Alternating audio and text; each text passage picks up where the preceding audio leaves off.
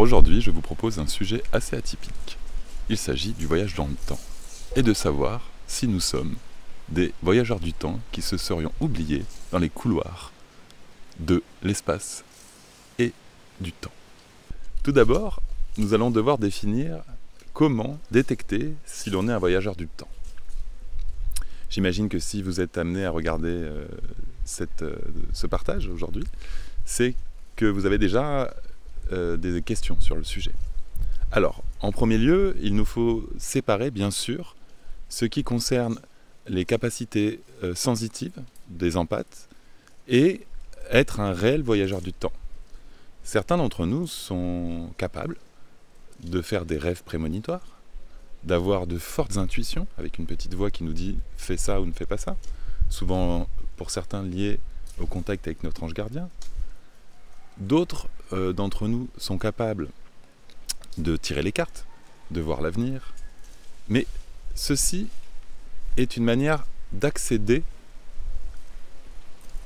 aux singularités du temps, et je dis bien au AUX, mais cela ne démontre pas encore que cela fait de nous des réels voyageurs du temps. Pour comprendre si nous sommes des voyageurs du temps, il nous faut comprendre ce qu'est le voyage dans le temps.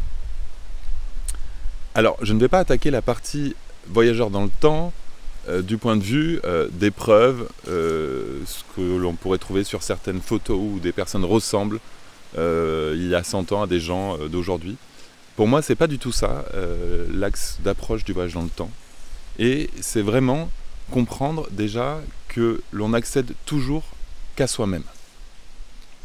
Et donc voyager dans le temps, c'est voyager dans ces différentes fractales et dans ces différents aspects qui sont dans d'autres espaces et dans d'autres temps pour pouvoir interagir avec et ainsi, finalement, modifier le cours de l'instant présent, soit de nous-mêmes, soit de ces aspects-là. Voilà. Donc si vous attendez à voir tout ce qui concerne des machines à voyager dans le temps ou toute autre explication, on va dire, qui dépasse la physique classique, ce n'est pas ici que vous aurez ces informations-là. Voilà.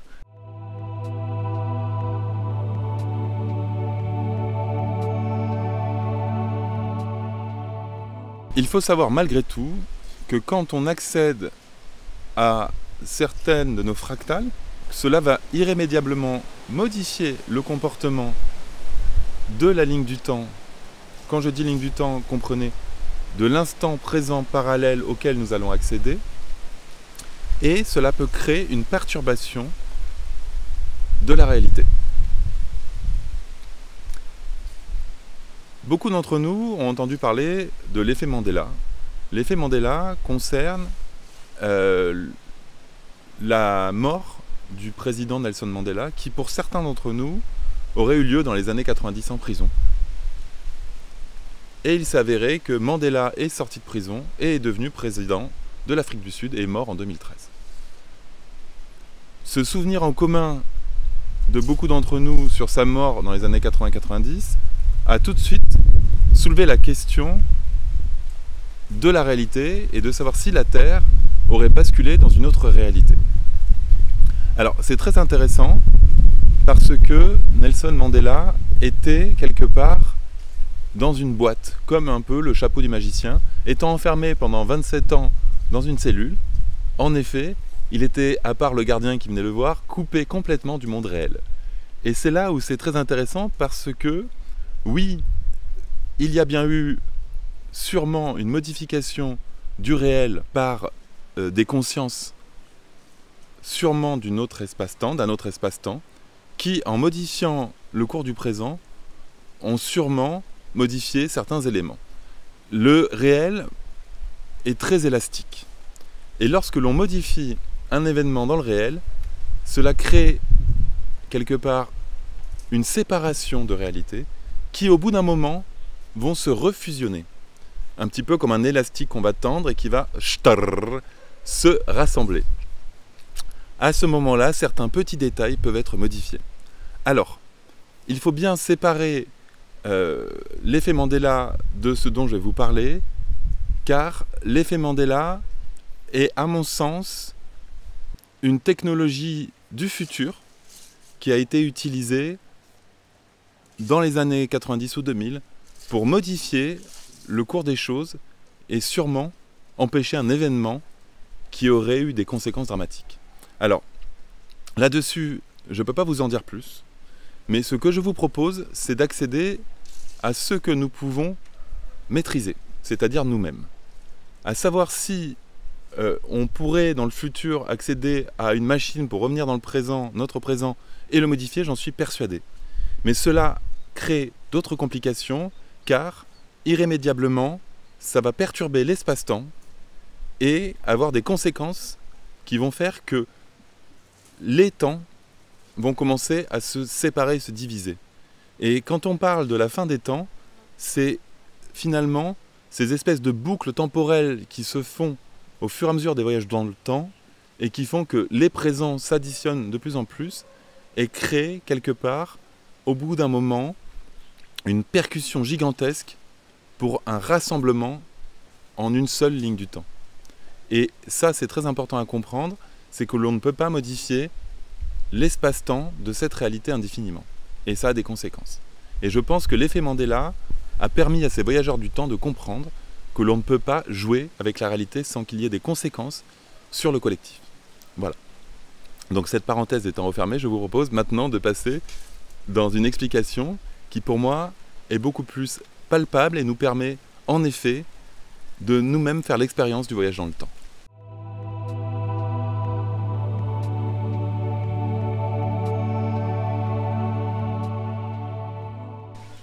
Alors, pour bien parler de voyage dans le temps, il nous faut d'abord parler d'incarnation. Car notre incarnation et notre perception de l'incarnation sont intimement liées à notre perception de l'espace et du temps. Il nous faut comprendre la vraie nature de notre incarnation. Et elle est triple. Vous allez comprendre pourquoi. Nous sommes faits d'énergie, de matière et d'amour. Comprenez l'amour au sens plus large du terme. L'amour comme l'énergie de vie.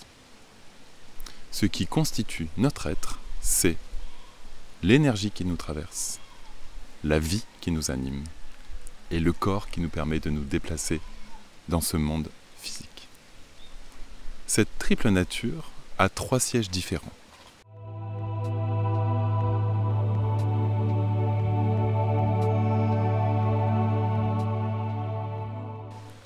Notre corps a pour siège notre hara.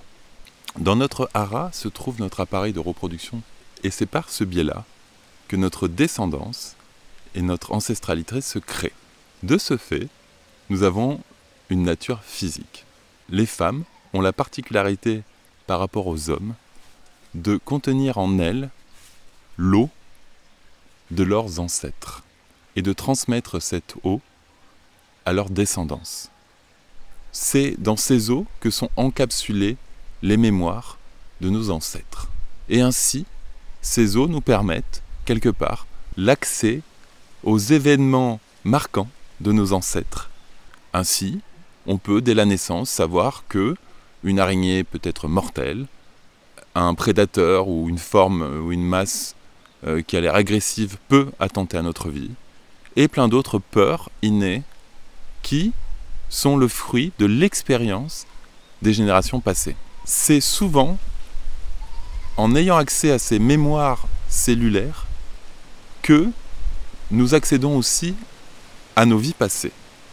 Et je voudrais être très clair là-dessus, ce que nous percevons comme des vies antérieures n'est que le souvenir de nos ancêtres sur des événements marquants de leur existence qui se sont cristallisés dans les molécules d'eau qui constituent une grande partie de notre corps. Et nous allons voir en quoi c'est important pour comprendre le voyage dans le temps.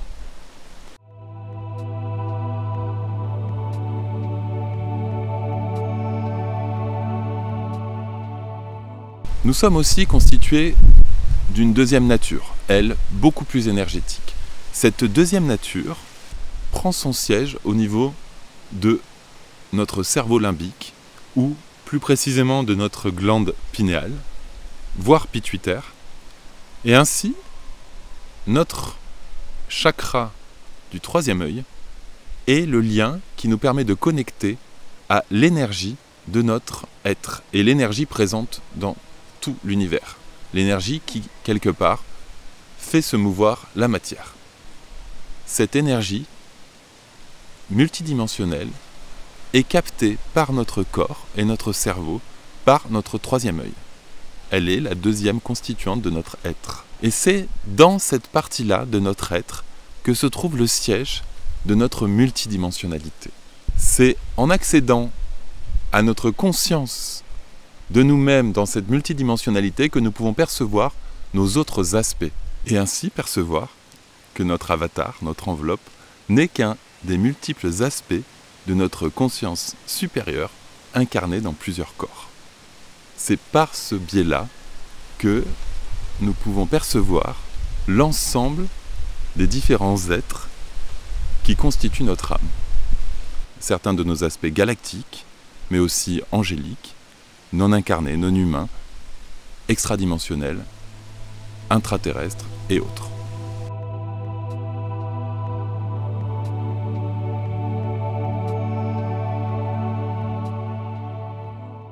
Et enfin, le troisième point ou centre d'énergie qui fait de nous ce que nous sommes, c'est notre cœur. Et notre cœur nous permet de connecter à notre aspect divin. Cet aspect divin est immuable. Il est éternel et il n'est en aucun cas soumis à l'espace et au temps. Vous devez comprendre par là que cet aspect-là de nous-mêmes est un instant présent infini. C'est cette nature divine qui se projette dans le temps et qui accède à l'ensemble de tout ce qui est. En d'autres termes, cet aspect divin est au-delà de la création de l'espace et du temps. Il est, sera et a toujours été. Soyez sûr que l'ensemble des instants de la création étaient présents au moment de la conception de notre univers. Pour bien comprendre cela, il vous faut sortir de la conception linéaire du temps et l'apercevoir d'un point de vue circulaire.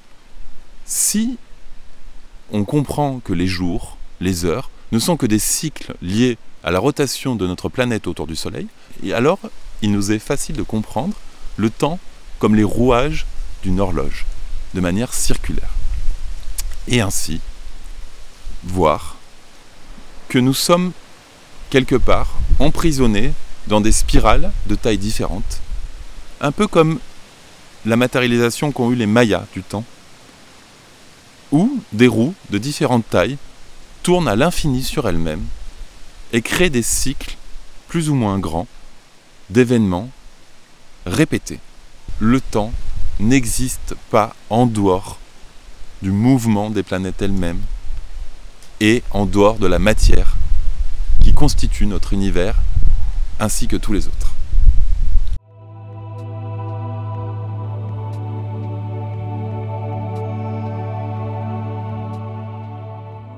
Il nous est très difficile de définir ce que nous sommes. Par contre, une vérité surplombe toutes les autres, c'est l'instant. Je ne sais pas qui je suis, mais je sais que je suis maintenant. Je ne sais pas forcément où je suis, car je suis simultané et parallèle, mais la seule vérité qui me permet d'appréhender le monde est le maintenant. Et c'est un grand secret, c'est l'instant présent qui finalement est un infini en lui-même qui peut être pénétré. Si je réussis à me concentrer suffisamment sur maintenant, alors il m'est possible de me connecter à d'autres maintenant. Et ainsi de voyager concrètement, réellement, dans l'ensemble des maintenant.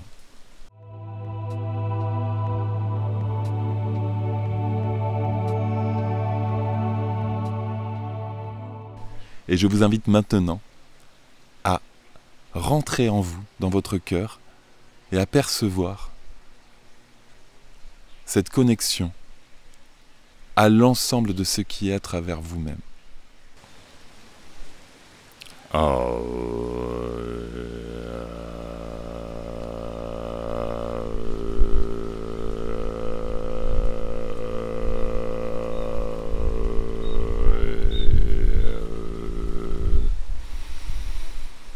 Wow.